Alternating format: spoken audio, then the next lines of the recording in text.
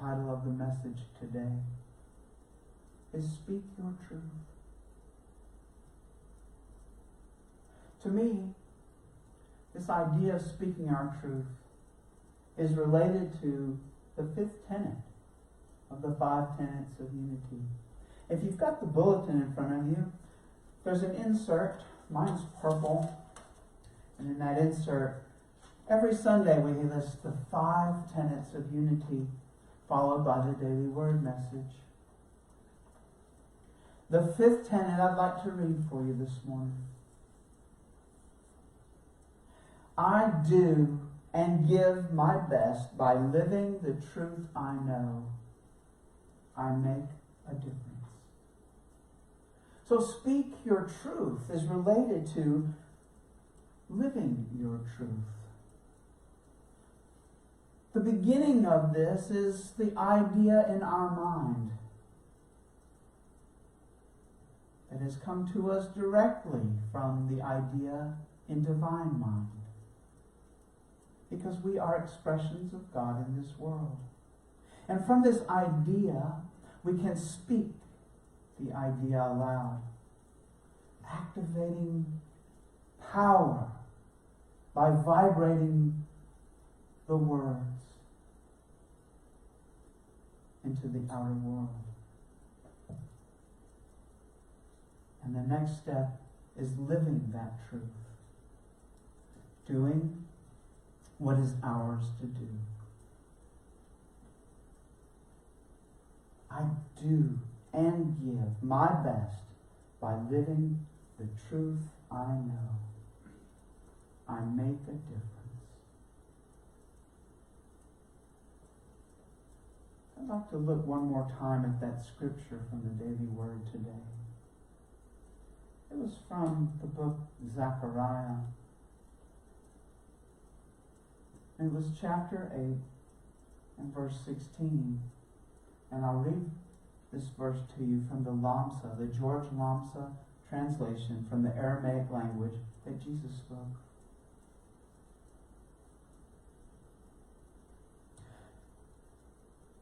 These are the things that you shall do.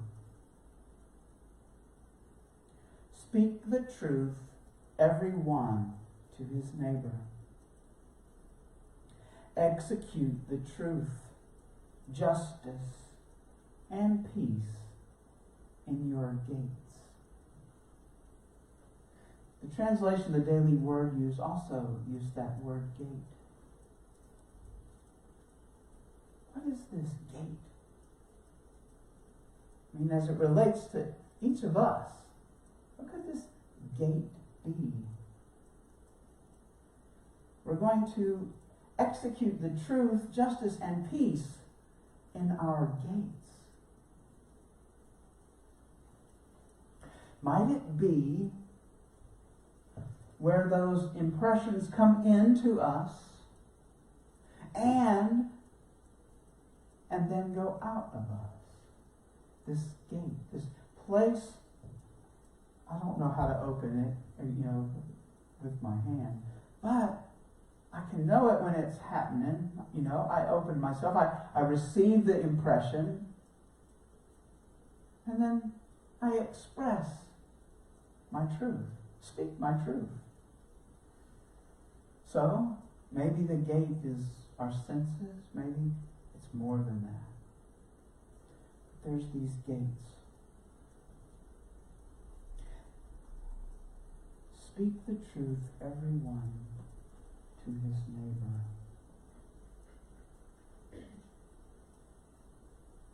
There was an important part of that daily word message, because as we speak the truth, we're called upon to be compassionate as well. Because our perspective on truth may not be the same as another's. And maybe that person hasn't even discovered truth yet. Many people are walking around asleep, acting in this world like the billiard balls on a pool table, bouncing where they're hit and going off in that direction, hitting a cushion and then bouncing in a different direction. Acting in response to input. Forgetting they can take advantage of our free will that we all have, that we inherit as children of God. So that we may choose how to bring that impression in. You know, as that ball hits the cushion, we don't have to bounce in the way that the billiard ball would normally go. We can choose how that impression of the cushion comes into us through that gate with justice, with peace, and go in a different direction.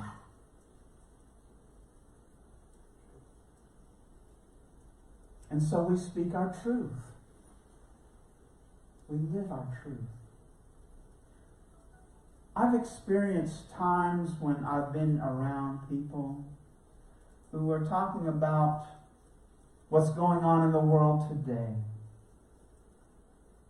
giving their opinion about the current political situation and what our president is doing. It seems that quite often I'm in the minority. So there's some hesitation. But I can speak my truth by affirming what's in common. That we all love one another. That we all want to lift each other up. I mean, at the heart of the matter, there are these common values that we have as human beings. I don't have to collide head on with my neighbor. Remember, at the gate, we want peace and justice. And so, we can respect the right of another to have an opinion that's different than ours, and hope that they will respect the right of us to have an opinion that's different than theirs. But we can always find some common ground, because we are, each one of us, spiritual beings having a human experience. And we all have within us this Christ light. In the middle of this conversation, we can see the Christ light in someone else. As we do this, we will raise the vibration of the room. Don't take my word for it. Try it. Try it. It does make a difference.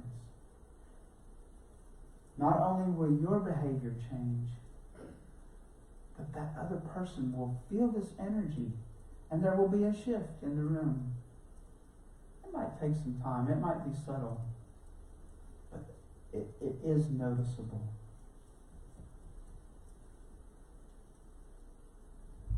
There was a king in Israel after David.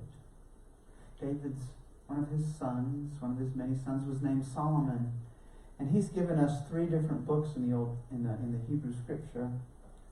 Ecclesiastes, Song of Songs, and the one I'd like to read from now, which is Proverbs. Proverbs chapter 29, verse 9. A wise man contends with a fool, and when he is angry, he laughs and does not scoff. That doesn't say really about those gates.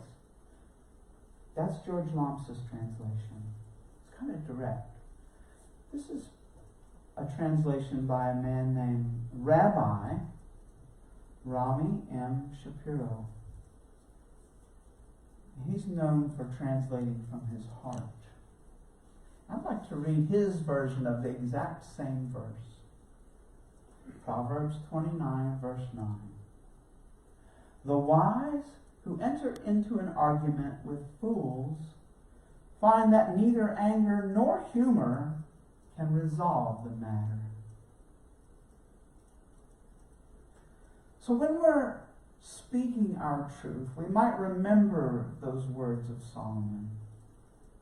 The wise who enter into an argument with fools find that neither anger nor humor can resolve the matter.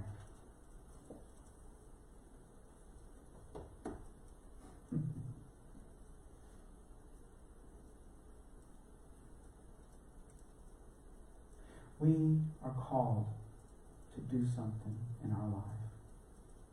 Each one of us is on a unique spiritual path, and no two of us will have the exact same call, the exact same prompt from Spirit. But we are here to do something. I can't tell you what it is, but the teacher within us knows. It's always been with us. The monkey mind, the chatter that goes on in our brains, obscures that voice, that still small voice. When we go to our secret garden into the silence, that voice becomes available. We can hear that voice. For me, it speaks without words. I just know what is mine to do. Cultivate the silence. We can practice in the morning, in the afternoon, in the evening, when we have time, going into the silence, possibly sitting, possibly exercising or walking, but allowing the silence. So that when we're in the middle of turmoil, the turmoil of life, we've practiced the silence and we're better able to take a deep breath and back up and allow that still small voice to come into our head, to help us find what's in common, and to speak our truth with compassion, with peace, with justice.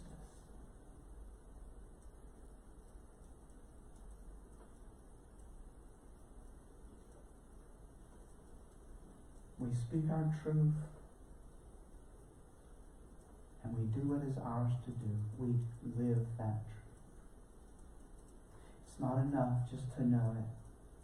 It's not enough just to pray about it. It's not enough to read about it or just to come here. We are called on to live that truth, to speak that truth.